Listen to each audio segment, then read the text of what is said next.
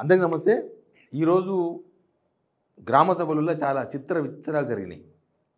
ప్రతిపక్ష party MLA పైన కోడిగుడ్ల దాడి, అధికార పార్టీ ఎమ్మెల్యేల మీదకి జనం ఉరుకుడు, ఎమ్మెల్యేలు పరిగెత్తుడు, ఉరుకుడు, ఎమ్మెల్యేలు కూడా ఉరుకుడు. ఇవన్నీ కాదన్నట్టు ఒక మహిళా కలెక్టర్ పైన నోరు పడేసుకున్న మినిస్టర్ పొంగులేటి శ్రీనివాస్ రెడ్డి. ఇట్లాంటి చాలా కథలు జరిగినాయి. మూడో రోజు సభలు అట్టుడికినాయి. ఈరోజు కూడా వీళ్ళు మొత్తం దాన్ని తిప్పేసి ఫస్ట్ డే మీటింగ్ ఏమో గ్రామ సభలు పెడుతున్నాం, అరువులు ఎవరో చర్చిస్తాం. రెండో రోజుకి వచ్చే వరకు ఎవరికి ఏం కావాలంటే అది ఇస్తాం, మీరు అప్లై చేసుకోండి. మూడో రోజుకి వచ్చే వరకు అసలు అప్లికేషన్లే తీసుకుంటలేరు. ఇక కొట్లాటలు ఒకసారి చూడండి. ఒకటి కమలాపూర్ ఎక్కడుందంటే హుజూరాబాద్. పాడి కౌశిక్ రెడ్డి ఎమ్మెల్యే, ఇప్పుడు అంతకుముందు ఈటల రాజేందర్ ఉండే. కమలాపూర్లో గ్రామసభ జరిగింది. ఆ కమలాపూర్లో గ్రామసభకు పాడి కౌశిక్ రెడ్డి అటెండ్ అయిన తర్వాత ఒక క్వశ్చన్ పాడి కౌశిక్ రెడ్డి అందరు అడుగుతున్న క్వశ్చన్, అది కొత్త క్వశ్చన్ కాదు, ఆయన ఇన్వెస్టిగేషన్ చేసి చెప్పలే. అందరు అడుగుతున్న క్వశ్చన్ ఒక క్వశ్చన్ ఇచ్చిండు. ఆ క్వశ్చన్ మీకు వినిపిస్తా. ఆ క్వశ్చన్ తర్వాత అక్కడ మొత్తం రచ్చరచ్చ అయింది. ఈ సీజన్ కాదు, లాస్ట్ 2 సీజన్స్ వేయలే. ఆ 2 సీజన్స్ డబ్బులు వేస్తలేరు కదా, ఒకటి క్లారిటీ. దాని గురించి మాకు ఎలాంటి ఆదేశాలు లేవు సార్. ఈ సీజన్ నుంచి అయితే మాకు ఆదేశాలు లేదు సార్. మేము డేటా కలెక్ట్ చేస్తున్నాం. అంటే లాస్ట్ 2 సీజన్స్ ఇక రైతు బంధు ఎగ్గొట్టినట్టే. మాకు తెలియదు సార్. తెలియదు అంటే అదే చెప్పరు మైక్ లా. బాగా తెలిసిన ఇన్ఫర్మేషన్ అయితే ఈ సీజన్ నుంచి అయితే మాకు అంతే అనుకుంటున్నాను. గత సీజన్ గురించి మనకు ఎలాంటి ఆదేశాలు. పాడి కౌశిక్ రెడ్డి అడిగిన question, last 2 seasons Rythu Bandhu, Rythu Bharosa ఇంక అంతేనా అంటే ఆఫీసర్ తెలియదు. పాపం నిజానికి ఆఫీసర్లు కూడా ఏం తెలియదు.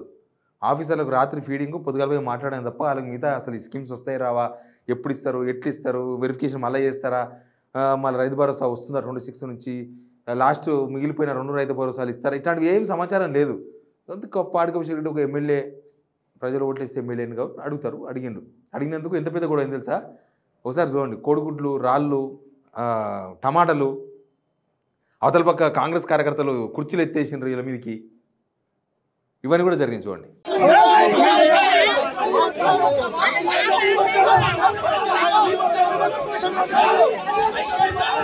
కూర్చోండి, అందరూ కూర్చోండి. మనం ఇక్కడ సమస్యలు పరిష్కరించుకోవడానికి వచ్చిన గొడవ పెట్టుకోవడానికి రా. అది జరిగింది పాడి కౌశిక్ రెడ్డి దగ్గర. పాడి కౌశిక్ రెడ్డి కొద్దిగా దూకుడు ఎక్కువనే, కానీ పబ్లిక్ తరఫున క్వశ్చన్ చేసినప్పుడు క్వశ్చన్ ఈజ్ వ్యాలిడ్. ఆయనకు అడిగిన క్వశ్చన్ అధికారి తెలియదు అన్నాడు. బట్ అక్కడ ఉన్న క్లారిటీ కూడా లేదు. ఏ గ్రామ సభలో క్లారిటీ లేదు. ఇప్పుడు అప్లికేషన్ తీసుకున్న వాళ్ళకి రేపు వెరిఫికేషన్ చేసి ఎల్లుండి ఇస్తారా ఏమన్నా? No clarity. ఇవన్నీ పక్కన పెడితే ఆలేరు ఎమ్మెల్యే బీర్ల ఎలయ్య ఒక ఊరికి రోడ్లో శంకుస్థాపన కోసం పోయిండు. రోడ్డు శంకుస్థాపన నాకు తెలిసి ఈ మధ్యకాలంలో ఇదేనేమో ఫస్ట్ శంకుస్థాపన ఏం చేస్తలేరు. అక్కడక్కడ పదవులు అయిపోతున్న మేయర్లు, పదవులు ఇంకొక రోజులో అయిపోతుందన్నాగా కార్పొరేటర్లు వీళ్ళు రోడ్లు గిల్లు ఏదో శంకుస్థాపన చేస్తున్నారు. ఎమ్మెల్యేలు శంకుస్థాపన లేవు. ఆ ఊర్లో ఏం జరిగిందో చూడండి ఒకసారి.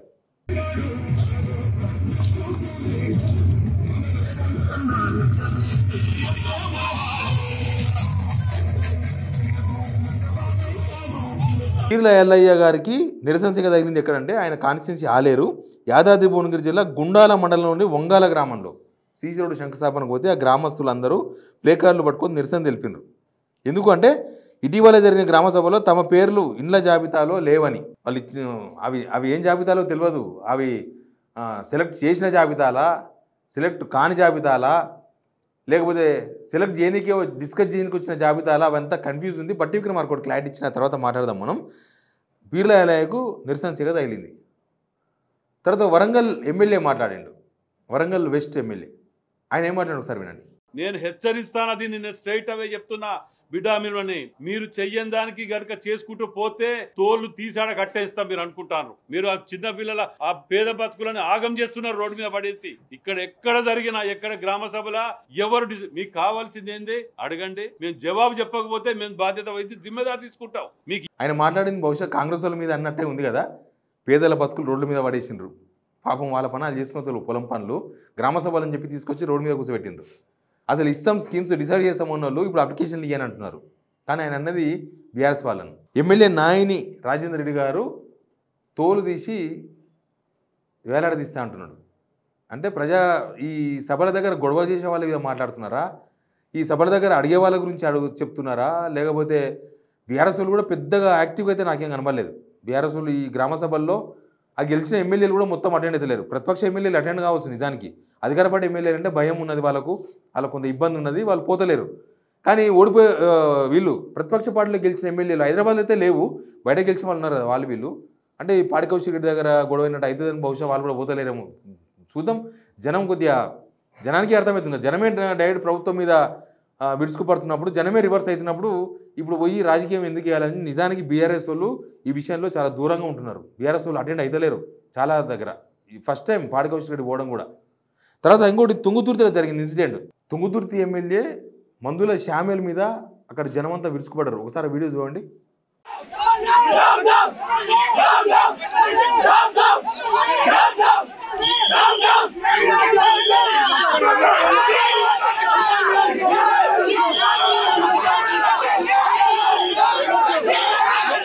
పోలీసుల సహాయంతో మందుల శ్యామేల్ అక్కడి నుంచి బయటికి వెళ్ళిపోయినారు. ఆ గ్రామస్తులు అడిగింది ఏం తెలుసా, అసలు ఆ లిస్ట్ ఎక్కడి నుంచి తయారు చేసింది మీరు? అది అక్కడనే మండల కేంద్రంలో, అది తుంగతుర్తి మండల కేంద్రంలో గొడవ. ఆ లిస్టు ఆ బెనిఫిషియర్స్ ఎట్లా ఏ లెక్క ప్రకారం మీరు ఆ బెనిఫిషియర్ లిస్టు తీసుకొచ్చిండ్రు, ఎక్కడిది అని అడిగింది ఆయన. ఆ పిల్లలు అడుగుతున్నారు, అక్కడ ఉన్న యూత్ అంతా కూడా. వెళ్ళిపోయిండు వాళ్ళు ఎమ్మెల్యే డౌన్ అని చెప్పి నినాదాలు చేస్తూ ఉన్నారు. ఇక మంత్రి శ్రీనివాస్ రెడ్డి, పొంగులేటి శ్రీనివాస్ రెడ్డి కరీంనగర్ పోయిండు. ఆయన ఏమన్నాడో కలెక్టర్ దగ్గర, మహిళా కలెక్టర్ దగ్గర ఏం మాట్లాడో విన్నాడు ఒకసారి.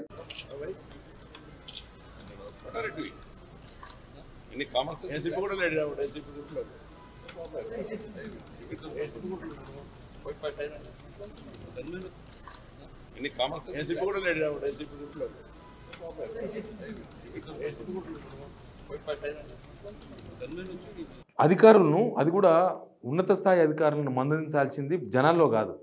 ఏదైనా ఉంటే, ఏదైనా తప్పు జరిగితే వాళ్ళను సపరేట్గా ఒక మీటింగ్లో కూర్చున్నప్పుడు వాళ్ళు కొంత ఈ జనాల్లో లేనప్పుడు మందలించాలి, ఏదైనా ఉంటే మాట్లాడి. కానీ అక్కడ జనాల మధ్యలో ఆ కలెక్టర్ కలెక్టర్ను నీకు కామన్ సెన్స్ ఉందా అని అడుగుతున్నారు మంత్రి పొంగులేటి శ్రీనివాస్ రెడ్డి గారు. అసలు ఆ కామన్ సెన్స్ లేకనే కదా ఇప్పుడు గొడవలు జరుగుతున్నదంతా. ఇప్పుడు ఈ గొడవలు ఎందుకు జరుగుతున్నాయి? కామన్ సెన్స్ లేనందువల్ల జరుగుతున్నాయి. కామన్ సెన్స్ ఉన్నాడు ఎవడైనా గ్రామాలలో పోయి ఆ గ్రామంలో ఎవరికి అసలు పూరు గుడిసె ఉన్న వాళ్ళకి ఇల్లు ఇవ్వకుండా ఎవరికో ఇల్లు ఇచ్చి అసలు 100 మందో 200 మందో దానికోసం పథకాల కోసం అప్లై చేస్తే దానిలో ఒక 100 మంది మీరు స్కూటీ చేసి 20 మందికి స్కీమ్స్ ఇస్తే అది కామన్ సెన్స్ ఉన్నట్ట. సిరిసిల్లలో కేటీఆర్ పర్యటన ఉన్నాడు. ఆయన ప్రారంభించాలనుకున్న కమ్యూనిటీ హాల్కు మున్సిపల్ అధికారులు తాళం వేసేసిండ్రు. జనం ఓట్లు వేస్తే ఎమ్మెల్యే కాలేదు ఆయన? లేకపోతే అక్కడ ఉన్న కౌన్సిలర్లు లేరా? ఎవరు లేరా? మొత్తం ఆ పాలకవర్గం అంతా కూడా సిద్ధం చేసింది, పనులు పూర్తి చేసి హాల్ మొత్తం అయిపోయింది. ఎక్కడో అది గట్లే ఇది గట్లే అని చెప్పేసి ప్రారంభోత్సవం ఆపేసినారు, తాళం వేసుకొని పోయినారు. చూడండి ఆ విజువల్ కూడా.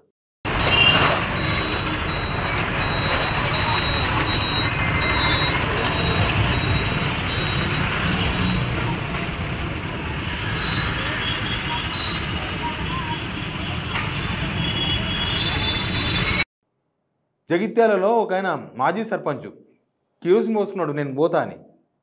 చూడండి అది కూడా.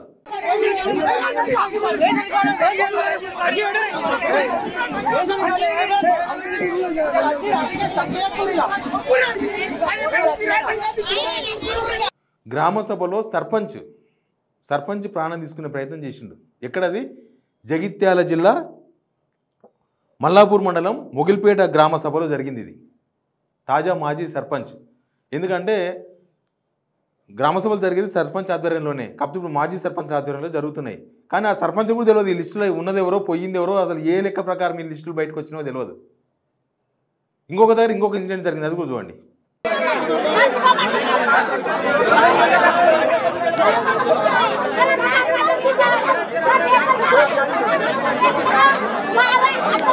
ఈ ఇన్సిడెంట్ ఎక్కడ జరిగిందంటే కామారెడ్డి కాన్స్టిట్యున్సీ పెద్ద కోడపుగల్ మండల కేంద్రంలో జరిగింది.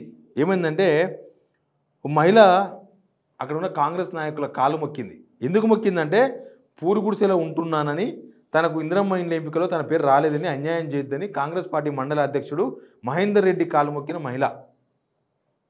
ఇంతకన్నా దారుణం ఉంటుందా? మరి ఎలిజిబిలిటీ ఆమెకు పూరు గుడిసెలు ఉందంట పాపం, ఎందుకు రాలే ఆమె పేరు? పూరు గుడిసెలో ఉన్నవాళ్ళు, రేకుల షెడ్లో ఉన్నవాళ్ళు, చాలామంది ఇందిరమ్మ ఇండ్ల కోసం అప్లై చేసుకున్న వాళ్ళు వాళ్ళ పేర్లు లేక భంగపడ్డారు. ఏంది మరి ఎవరికి ఇచ్చిండ్రు? అర్హులు అంటే ఎవరు?